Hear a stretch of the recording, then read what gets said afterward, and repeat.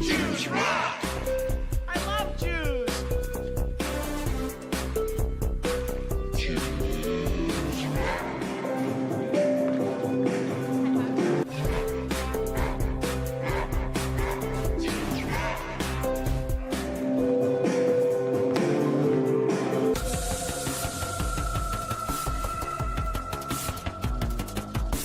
Welcome, ladies and gentlemen. A headline out today. Jared Kushner and Mike Pompeo head to the Middle East for more Israel peace talks. Last I checked, Pompeo is the Secretary of State of the United States of America, and Jared Kushner was the top advisor to the President of the United States of America. So what are our American elected, well, I guess neither of them are elected, our American officials, nepotism officials, doing over? They're supposed to be representing United States citizens, yet they're over in the Middle East negotiating diplomacy between Israel and their Arab neighbors. Is there not more pressing things to do in America? What are they doing constantly? It's like they're representatives of Israel and not America. Never in American history have politicians been more Total troll on Tucker here. And honestly, the way they edit it, I gotta agree. A lot of this stuff is true. Not that the Democrats are good. They both suck. They're both controlled by Zog. They both go bend the knee at APEC. Especially Tucker. When has Tucker ever called out APEC? He won't. When has he talked about the ADL? He won't. When does he talk about Sheldon Adelson? Don't think it's going to happen. Never in American history have politicians been more powerful than they are now. Effectively, they are gods. I am the chosen one. Western leaders told us that the virus was under control and was unlikely to cause serious problems for anyone in our hemisphere. None of that was true. I'll tell you what, right Security. now, I think it's under control. News organizations exist to hold the powerful to account. Here we have the powerful acting with no accountability at all. Look at Fox News. Trump has been friends with Rupert Murdoch at Fox News for decades. Roy Cohn, Trump's criminal B'nai B'rith Jewish mafia mentor, along with Roger Stone, was friends with Rupert Murdoch going back decades, the owner of Fox News. Jared Kushner talks to his mentor, is Rupert Murdoch. Rupert Murdoch set up Jared Kushner and Ivanka on their yacht with his Chinese former wife or girlfriend. Rupert Murdoch is in Genie Energy, the Israeli drilling company with all the Zionist neocons and the Rothschilds. Rupert Murdoch was in Epstein's Black Book, tying in with all of these networks. Rupert Murdoch may not be Jewish, but he criticized the, quote, Jewish press for not being more pro-Israel. Jared Kushner makes daily phone calls with Rupert Murdoch, it was reported as well. So that is definitely true, that Fox News is not holding Trump accountable by any means. Here we have the powerful acting with no accountability at all. No, I don't take responsibility at all. And our news media, they are cheering it on. Besotted fangirls. God sent this president. Fangirls, that reminds me of the sycophantic QAnon supporters of Trump and all the InfoWars Alex Jones people that are too blind and gullible and duped to notice that both sides of our political system have been completely hijacked by political Zionism and the Israeli lobby. Look at these Christian Zionists that Trump has surrounded himself with. Remember, last article, this was last week, that they're not going to annex for some time. Oh, it's a big win for the Palestinians because they're not going to steal the land right away. I mean, but now they're saying before the election, Trump is going to have to, this is what it takes to get reelected, by the way, is to keep your promises to the you-know-whos. He moved the embassy. Greatest, Trump keeps his promises. He moved that embassy. It's biblical. He got rid of the Iran deal. America first. He gave him the Golan. Has nothing to do with Genie Energy and Rothschild and Rupert Murdoch. Knesset, Christian caucus head, Trump will declare Israel West Bank. They're just gloating over it. All right, now let's get into the Time magazine hit piece on DLive, an attack on all of free speech and all of the alt media. And I'm praying that DLive stands strong under the attacks. They're not just gonna get attacked in the media and smeared constantly that they're causing terrorism and anything awful imaginable, but they're gonna go after them financially, and they're gonna use their social media cartel, the social media, Silicon Valley monopolies, the oligopoly, social media, and they're going to block DLive. They're going to ban them from the apps. So no more apps. You won't get the notifications on your phone. They're going to take away their financing, their banking. They're going to do anything they can to silence any opposing views, any dissident voices, anybody resisting their just fanatical Zionist agenda and domination. So we're going to get into this article. But first, Time Magazine, early life check. Who owns Time Magazine? Well, Time Magazine is owned by Mark and Lynn Benioff since 2018. And it's been well known that Time Magazine was exposed in the church hearings as working with the CIA. Mark Benioff, who owns Time Magazine, is an American internet entrepreneur with a net worth, he's a fellow white, of course, with a net worth of $7.8 billion. A guy that has $7.8 billion is crying about people on DLive donating lemons and ninjaginis. He has to shut that down. There can't even be any small, fringe, outcasted, deplatformed voice out there. Benioff, he also owns much of Salesforce, which is a huge company. He's the founder and chairman of Salesforce. And he owns Time Magazine. Early life check. Benioff was raised in a blank family, long established in the San Francisco Bay Area. So he's from an elite Jewish family in San Francisco. And Tau Kappa Epsilon fraternity. I bet if we look that up, I haven't even looked it up yet, but Tau Kappa Epsilon. Let's see. What kind of fraternity is this? Every single time, guys. Every single time. Tau Kappa Epsilon. List of Jewish fraternities and sororities. TKE. Oh my God, their motto. Look at their motto, dude. Come on. Look at this motto. Better men for a better world. The light unto the nations. Wow. I guess these better men are just going to rule over us. Also, never had a racially exclusive home. Jewelry. All right. Crossbones. They got the skull and crossbones. Did you see that? So anyway, that's who owns Time Magazine. Gonna get into it now. This is just out 3 days ago. How far-right personalities and conspiracy theorists are cashing in on the pandemic online. So they just make it like it's all about the pandemic. They're using the pandemic and saying, oh, the hysteria, the danger, the threat. We can't let anybody have free speech to question our official narratives. So they say about DLive, the model can be lucrative. They make it all about money. Like this guy that owns Time Magazine is worth $8 billion. And he's crying that Nick Fuentes made $140,000. The model can be lucrative. Viewers pay to watch the live streams through subscriptions and donations. Ooh, it's so dangerous. And the platform allows the content creator to keep most of the revenue. Awesome, DLive. Thanks, guys, for the lemons and the ice cream and the diamonds and the ninjaginis. Fuentes, yeah, YouTube took like 30%. DLive gives much more. Fuentes appears to have earned, so Nick Fuentes appears to have earned more than $140,000 off his DLive streams. He's the #1 earner on DLive. I'm not anywhere near there. Cementing himself as the most viewed account on the platform. So he was huge and growing on YouTube. You shut him off. He goes to the alternative because you go, oh, build your own company. Oh, you don't like that you're kicked off of Google? Well, just build your own. Somebody built their own to provide free speech. And then now they go after them too. Fuentes is hardly alone. 8 of the 10 top earners on DLive this year, as ranked by Social Blade, a social media analytics site, are far-right commentators, white nationalists, extremists, or conspiracy theorists. So basically, anybody that just hasn't been let through the gatekeepers of the left and right dialectic, the Zionist and the communist media, that's independent thought, true alternative media, they can't allow it. They throw out all their smears, anti-Semitic, conspiracies, supremacist, all the same stuff, all the terms that they've just conjured up this knee-jerk reaction to normies about. They hear that word and they just go, oh, they recoil in fear. They say that this George Floyd helped fuel this growing shadowy alt-tech industry, as if alt media and censorship wasn't going on before George Floyd. They're just using, again, another big hysterical incident to justify the takedown today. As they say, it's full of pundits peddling misinformation, conspiracy theories, and hate speech. Yeah, the mainstream media, Fox News, MSNBC, they've never come up with any theories. They've never talked about any conspiracies. And even as mainstream platforms crack down on far-right propagandists, online audiences grew. How about that? Trying to censor voices that people want to listen to is just going to make people want to listen more. So they kick you off of YouTube. And they say, oh, it's a private company. They could do what they want. It's not a violation of freedom of speech. You know, build your own. They build their own. We go there, and now they just do the same thing all over again. Or they'll try to buy them out, or they're going to pressure them. I mean, where are the lawsuits? Where are the antitrust free speech lawsuits here? If we were just, I've thought about this a lot. If we're able to get some type of net neutrality, algorithm neutrality, and transparency laws where they can't suppress information, they can't promote authoritative sources, they can't censor things, and they allow the algorithms to be fair, even playing field, the most popular stuff will get promoted to the top and people will be able to really be educated. Almost like the early days of YouTube before they totally took it over.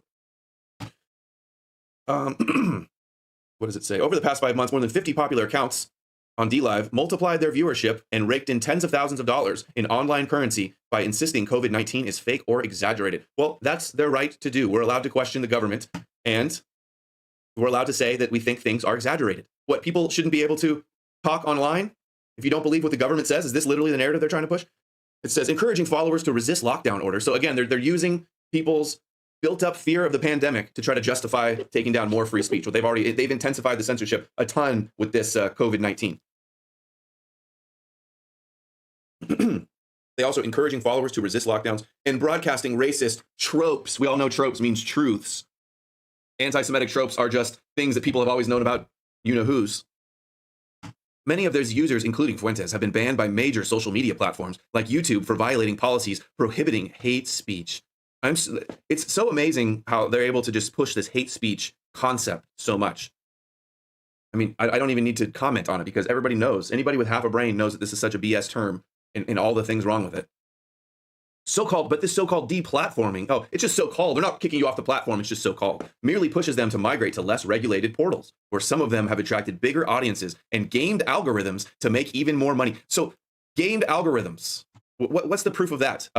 Putting out content that people like, is that considered gaming the algorithms? Putting out content that people resonate with and agree with, that they find value in, that they trust and think is more credible than the billionaire-funded multinational media companies that have been caught lying over and over and over again?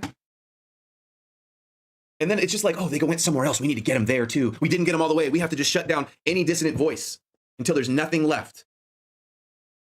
In addition, clips of their broadcasts on less traffic sites still frequently make it onto YouTube, Twitter, and other mainstream platforms, essentially serving as free advertisings for their streams elsewhere.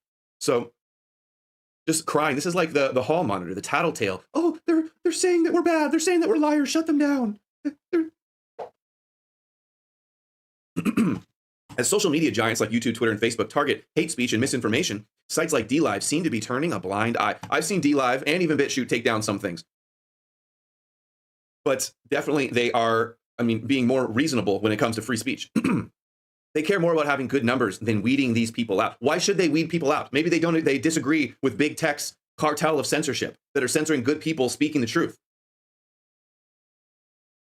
Many teenagers, watch out for the children, one click away from white nationalist content. Many of these far-right personalities allege they are being unfairly censored for conservative political commentary or provocative humor, not hate speech, insinuating that it is all hate speech when it's obviously not. Okay, this is the best part. This is the every single time moment for this article. Far-right propagandists are really capitalizing on this conspiratorial moment, says Brian Friedberg, a senior researcher at Harvard University Shorenstein Center Technology and Social Change Project. They say it's a conspiracy that Jews are wanting to censor critics of Jewish power. And then they do it. They censor anybody that calls out any of the crooked stuff they're doing, and then proving that we're right. We say that they own the internet. They're all working to shut down the internet when we say they control the internet. Literally, how many every single times are in this, that this is their sourcing? Friedberg at Harvard, at the Shorenstein Center, we're talking 2% of the population. It's sickening. Facebook, YouTube, and Twitter, as well as payment processors like PayPal and GoFundMe, have all shut down accounts run by far-right agitators, neo-Nazis, and white supremacists. They're saying they removed David Duke, Richard Spencer from Twitter. But these purges hardly solve the problem. Many online extremists were on mainstream platforms like YouTube long enough to build a devoted audience willing to follow them to new corners of the internet. Yeah, they think that censoring is going to make people go away and they're just going to give up. It's going to put people out of business. It's going to slow them down. Free speech and our arguments, my information at No More News.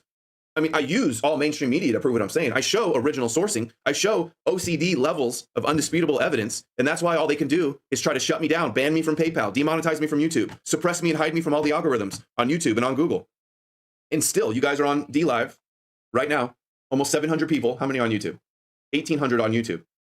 Just a guy ranting in his room in front of a computer, reading news articles. And they can't allow it. America built on freedom of speech, and they're not the freedom of press. These people are such anti-American scum at the Shorenstein Center. Some had long prepared for crackdown by setting up copycat accounts. They make it sound so nefarious. Copycat. They're called backups or just, we want to get on other platforms. Across different platforms like Twitch, DLive, or TikTok. These people build their brand on YouTube, and when they get demonetized or feel under threat, they'll set up backup channels on DLive or BitChute. Says Megan Squire, computer Elon University, who tracks online extremism. I'm sure she's fun at parties. They know it's going to happen and plan ahead. It's like they consider themselves at war with freedom of thought. in the audience. Like if I wasn't making YouTube, this would, if I wasn't a content creator, I would just be just as outraged. Like the voices that I watch, the content that I like, I can't watch them on my smart TV. I have to watch BitChute on my cell phone instead of on my smart TV. That pisses me off. They don't let you donate through to the people, to the voices that you like. It's just an assault on all of us. Censorship leads to genocide. Good people don't do this. For platforms like DLive, becoming what their users consider, quote, free speech and uncensored alternatives can be lucrative. They make it all about the money. They make it sound like it's some, you know, like just they can get funded by billionaires who own billion-dollar companies, but just the normal folks, they're not allowed to have small grassroots independent media. They're so disgusted and they see us in competition and we smash them. If they weren't suppressing our arguments and our information, they would be totally eclipsed. This is the only way they can even stay in business and keep their control on the public. Because normies, they're brainwashed by this sophisticated propaganda. And if they were exposed to alternative voices, they would get it. But it isn't happening right now. More speech also means more money for the platform, and less content moderation means less of an expense. DLive allows content creators to keep 90% of what they make. I didn't even realize it was that good. Cut off from mainstream payment services like PayPal, GoFundMe, and Patreon. They began to embrace digital currencies. Oh, they better come after those, replace those. DLive was founded in December by Chinese entrepreneurs Chen and Wayne. They wanted to rival Twitch. They're focused on esports, lifestyle, cryptos, and news. And they take a small cut, less moderation. PewDiePie supported. In June 2020, I didn't know this, DLive seemed to be openly cultivating a right of center audience on Twitter. It briefly changed its bio to read "All Lives Matter." Oh man, that's pretty evil. They're targeting the right of center. You know, it's okay for let's see if Twitter still has it. Yeah.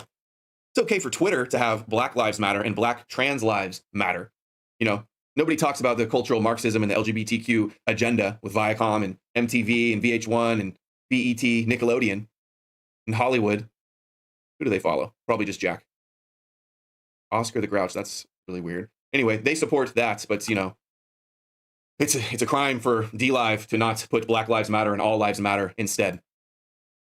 Before Harvard Shorenstein Center says, before on YouTube, some of these people would do a dance with the terms of service. Oh, so they didn't actually break the rules. They just followed the rules and still spoke as much truth as possible. How dare them? But on DLive, the gloves are off, and it's just full, quote, white supremacist content with very few caveats. Maybe with some accounts do that, but other more strategic and intelligent accounts know that optics matter, and it's not just about censorship. It's about winning hearts and minds and the real, true moral high ground. But they're right about this. When you censor, when you kick people off of the big platforms, they are going to go to alternatives. They're going to get in echo chambers. They're going to become radicalized. They know all this is going to happen. On the night, this is so funny. They're complaining. Oh, this must be so surreal to be Nick Fuentes and to just be smeared everywhere in the media and kicked off of YouTube. And then you're trying to build his website up or his channel up on DLive. And Time Magazine, the owner with $8 billion, is crying about him making $100,000. Fuentes had 56% of the site's total viewership at 10 p.m. His channel's huge. I've seen him with like almost 20,000 live viewers. According to the review of the site's analytics, 39% was viewers of 22 other extremist personalities streaming their commentary. So DLive is basically 100% alternative media streamers now. The company may be more reliant on those accounts now. Some users have left the site complaining publicly about the virulent racism and anti-Semitism spilling over into regular channels and game streams. DLive is a safe haven for racist and alt-right streamers. One user wrote on Twitter on June 22nd, so somebody just said on Twitter that it's so awful, let's shut it down. Seems to me DLive is the new platform for white supremacists, wrote another, echoing. I'm so tired of hearing the term white supremacist. All of these Jewish supremacists constantly hyping up anybody that calls out their supremacy a supremacist is just total projection. That's funny. I know Fuentes totally sounds like a white nationalist name. I know. They call it a literal Nazi breeding ground in a place where racists don't get deplatformed. You know what? I'm against racism. I shouldn't say. Depends on how you define racism. I'm against racial supremacism. That's why I'm against the most supremacist cult-like tribe in the world. And it's not white people. But people have the right to talk about race.